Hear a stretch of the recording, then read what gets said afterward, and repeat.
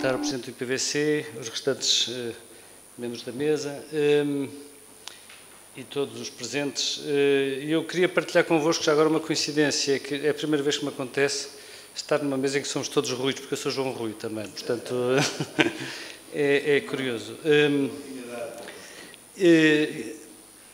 E eu queria deixar-lhes antes de mais uma nota, que é a confirmação daquilo que disse o Sr. Presidente do Instituto Politécnico de Castelo. Eu sou menos importante, de facto, porque estou absolutamente de acordo que o mais relevante nesta matéria da eficiência energética, ou da eficiência em geral, é a convicção e a prática diária de tentarmos fazer sempre mais com menos recursos. Isso é que é o essencial, e depois de nos focarmos nesse objetivo de conseguir atingir essa maior eficiência. Portanto, de facto, assim é, e eu, aliás, tenho a vantagem de uma parte do meu trabalho, do que é o próximo quadro, já ter sido apresentado pela agência, portanto, tenho a vida um pouco simplificada.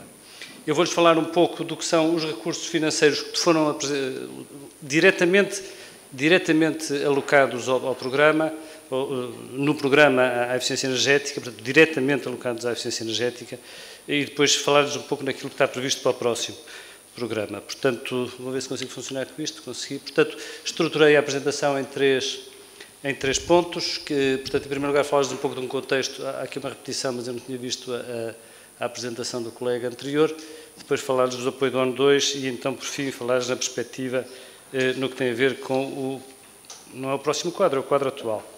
Em primeiro lugar, há um aspecto que eu acho que vale a pena reforçar de forma muito sublinhada, que é o grande contributo económico para o aumento da eficiência energética é que o preço da energia subiu.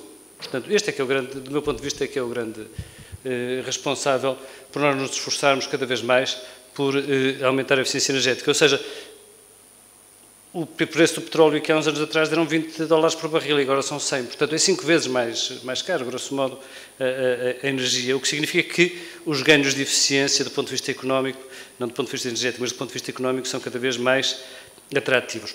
Para além disso, obviamente, que há objetivos mais estratégicos, objetivos mais políticos, que têm a ver, aliás, com o protocolo de Kyoto, com a redução da emissão de gases, com o aumento das energias renováveis, etc., com o aumento da eficiência energética, com a qual a Europa se comprometeu, portanto, naquela tripla orientação dos 320, não é?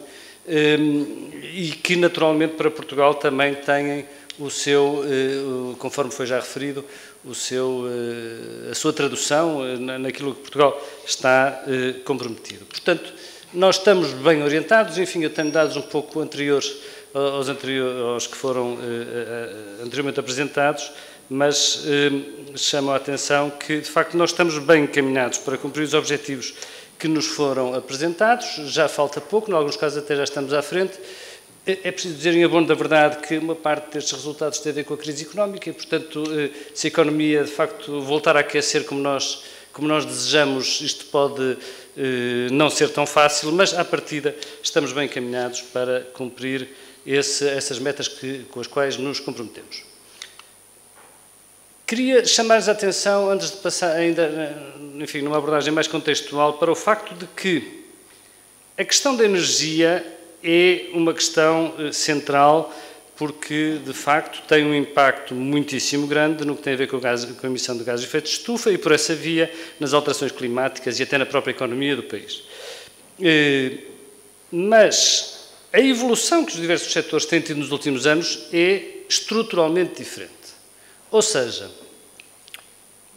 o setor que mais energia consome é aquele que tem o pior desempenho, que é a mobilidade de transportes.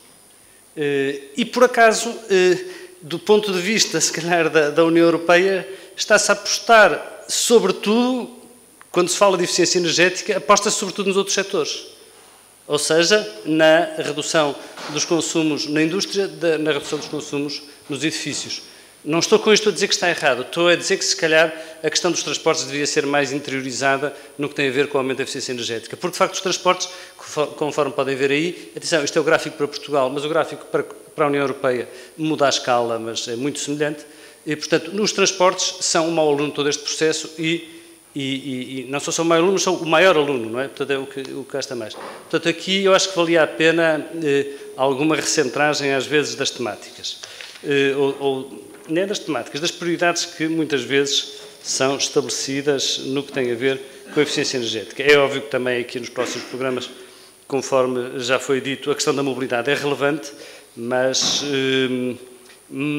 a relevância na mobilidade, eu em tempos fui engenheiro civil, depois em tempos fui engenheiro de transportes, mas do meu ponto de vista é assim, a eficiência energética em transportes significa transporte público, ponto, ok? Tudo o resto é acessório, ou são segundas derivadas.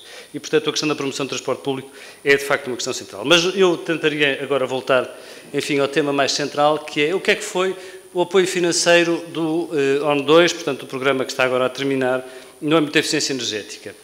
Portanto, isto tem duas componentes. Uma primeira que são as operações públicas. Nas operações públicas, ou seja, operações que não são feitas em empresas, operações de financiamento que não são feitas a empresas. Nas operações públicas há, em primeiro lugar, obviamente, o financiamento para a constituição de uma rede territorial de agências de energia. Ela está constituída, elas estão em funcionamento, com excelentes resultados de uma forma geral. Aliás, a Areal Tomino é um exemplo disso. Para além disso, tem sido feito, obviamente, algum investimento, já vamos depois ver números, mas no que tem a ver com equipamentos esportivos de caráter municipal ou social. Aqui é particularmente relevante a questão das piscinas, como é óbvio, porque tem uma intensidade energética muito grande, porque ter água quente, como é uma massa grande, tem consumos de energia muito elevados e, portanto, custos muito grandes para quem financia a operação dessas mesmas infraestruturas desportivas. Foi feito investimento às unidades autónomas de gás, ou seja, à constituição de redes de gás que não estão ligadas, digamos assim, à rede internacional e, portanto, tem que ser feito o transporte em caminhão até essas mesmas unidades autónomas para fazer depois a distribuição capilar. Foi financiado, em alguma medida, uma medida relativamente pequena, a habitação social e depois foi financiada a iluminação pública. A iluminação pública é um caso que não é particularmente edificante no que tem a ver com o atual quadro, conforme vamos falar um pouco mais adiante. A iluminação pública é muito edificante, o processo em si é que não é tanto.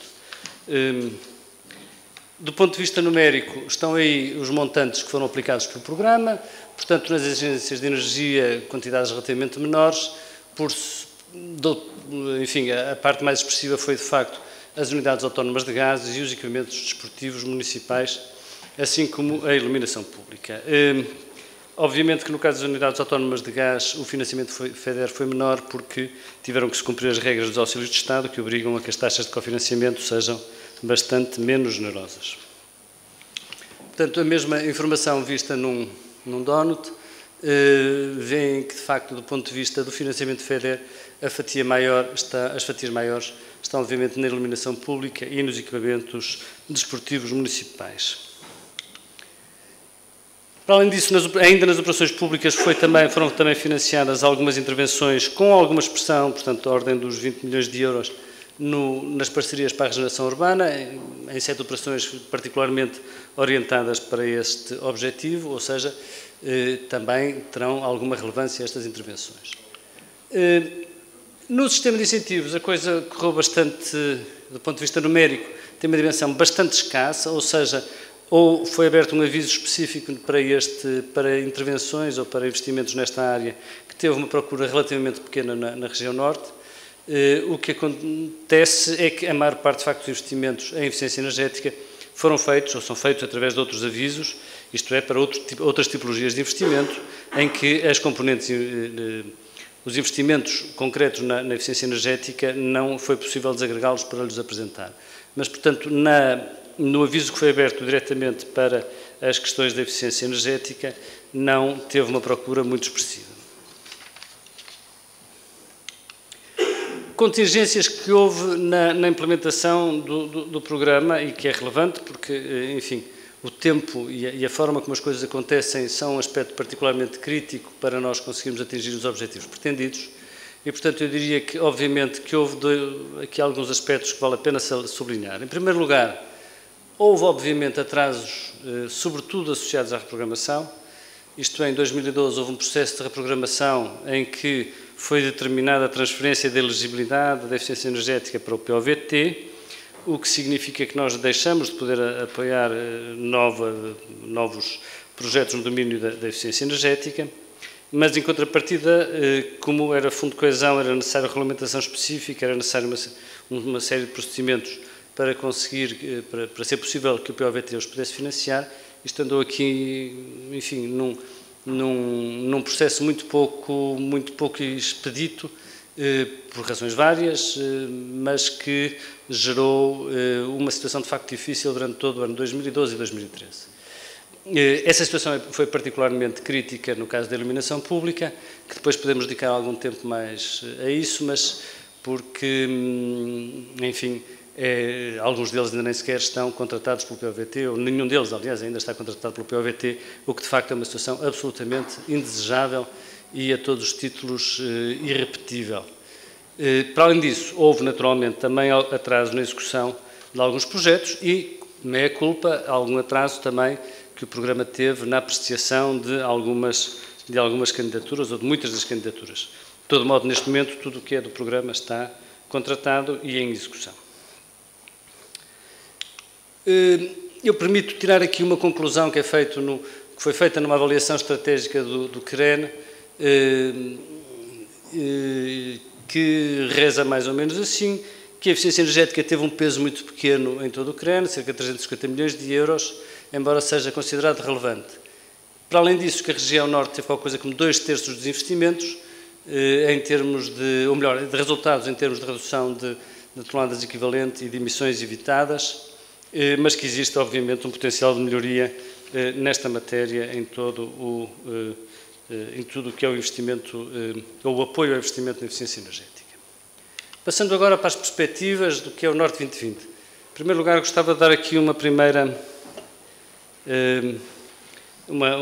ressalva, que é o programa, ou melhor, todo o quadro está em preparação, está neste momento em discussão o acordo de parceria e também os programas regionais. Portanto, aquilo que está aqui a ser apresentado como resultado final pode não ser o resultado final e, portanto, tanto assim é que não trago ainda sequer números concretos dos montantes financeiros a alocar, porque isso aí é sempre, enfim, são valores sempre um bocadinho instáveis e à última hora pode haver alterações. Espera-se, porém, que não ande muito longe disto. Portanto, vai haver no quadro do Norte 2020 um eixo prioritário, que é o eixo prioritário 3, pode mudar de número se meter algum no meio, mas para já designa-se por 3, economia de baixo teor de carbono. Tem uma alocação estimada de 317 milhões de euros, mas, como lhes digo, os números são sempre a última coisa a fechar, poderá ser um número um pouco diferente, e que tem essencialmente 3 prioridades de investimento.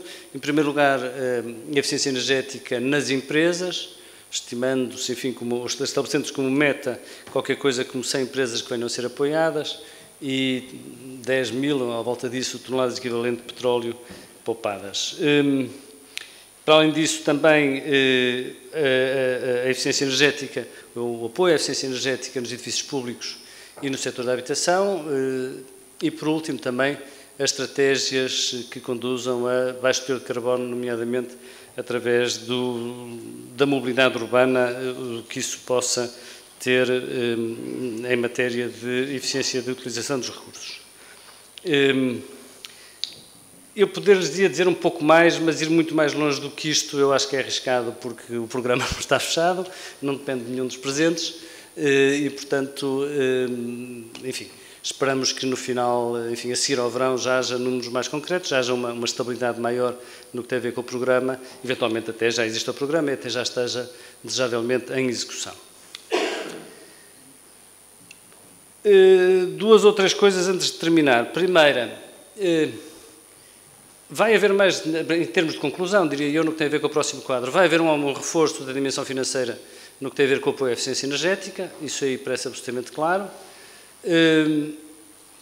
Os resultados ou a quantidade de dinheiro que vai ser aplicado vai naturalmente estar associado ao cumprimento das metas estabelecidas. Parecem as coisas estar bem encaminhadas, oxalá todos nós consigamos dar conta do recado. Há uma questão que me parece absolutamente crítica e que eu acho que é uma discussão filosófica, mas que é urgente, que tem a ver com o financiamento a fundo perdido. Ou seja, já agora deixem-me fazer aqui um parênteses de 2 ou 3 minutos. Há um mal-entendido intelectual, do meu ponto de vista, poderia estar a ser arrogante ou incorreto ou até inoportuno, mas há um mal-entendido no que tem a ver com o financiamento comunitário, que diz assim: quando se faz financiamento às empresas, portanto, sistemas de incentivos ou ajudas de Estado, o investimento tem que se demonstrar que esse investimento é rentável, ainda sem financiamento. Portanto, e se for rentável, é financiado. Quando se faz financiamento à administração pública ou às operações públicas, se for rentável, não pode ser financiado. É algo de estranho, não é? E, portanto, neste momento o que se passa é que a Comissão Europeia entende, pelo menos preliminarmente, que o financiamento que se faça às operações, por exemplo, de eficiência energética na iluminação pública, as poupanças de energia devem ser consideradas como proveitos. Se são consideradas como proveitos, aquilo que tem um payback muito rápido, da ordem dos 5 anos, significa então que, como tem um payback de 5 anos, tem que ser corrigida o gap de financiamento e, portanto, em vez de ser não pode ser financiado praticamente. Não pode ser financiado a fundo perdido, tem que ser financiado através de fundos de engenharia financeira ou esquemas de apoio análogos. Do meu ponto de vista, isto aqui é insensato. Isto é, porque é que as empresas vão ter um tratamento melhor que a administração pública. Nós o que queremos é ser eficientes do ponto de vista económico.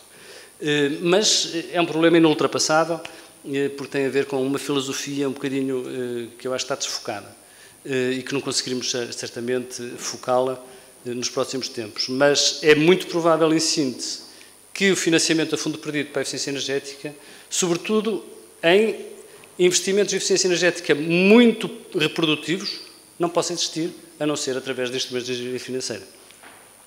Portanto, esta expectativa, para mim, é clara. Poderei estar enganado, e oxalá assim seja, e até pagava para que estivesse enganado. Mas não acredito muito nisso. Portanto, vai haver necessariamente também algum reforço, um reforço expressivo às empresas no que tem a ver com a eficiência energética. Quando comparamos com o atual quadro, essa diferença deve ser relativamente muito expressiva. E, portanto, por último, também referir-lhes que os efeitos de complementaridade com a mobilidade e com os transportes, do meu ponto de vista, vão ser provavelmente a pedra de toque para nós podermos concluir ou podermos atingir resultados, de facto, de grande diferencial no que tem a ver com a emissão de gases com efeitos de estufa e com a eficiência da utilização de recursos energéticos. Porque aí é que provavelmente se vai jogar uma componente muito relevante do que tem a ver com a emissão dos ditos cujos gases e com o consumo de energia. Portanto, genericamente, e tentando cumprir escrupulosamente, ainda deixando mais 2 minutos para o orador seguinte, com o tempo de apresentação, era isto que eu tinha para apresentar, estando naturalmente ao dispor para quaisquer questões que queiram colocar e que entendam por relevantes.